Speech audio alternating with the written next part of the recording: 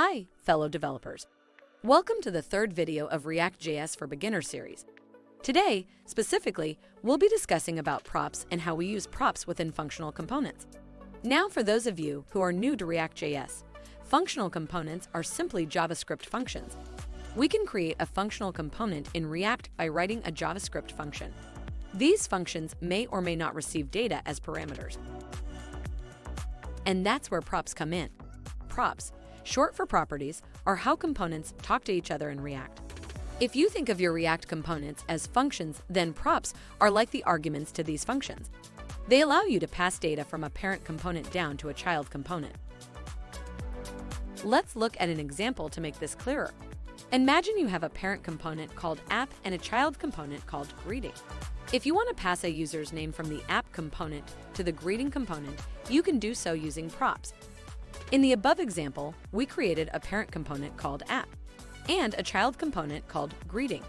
If you don't know about the about syntax, it's a standard ES6 way to write function. Check out the video given in the I button at top right corner to know more about ES6. In the app component, you would include the greeting component and pass the user's name as a prop like this. Here, name is the prop being passed and John is the value of the prop. Then, within the greeting component, you can access this prop using the syntax props.name. So you could return a greeting that includes the user's name, like hello, props.name. That's the basics of using props in React functional components. It's a powerful way to pass data between components and helps to keep your code modular and easy to understand. Remember, props are read-only, meaning that a child component can never modify the value of a prop. It's all about one-way data flow from parent to child.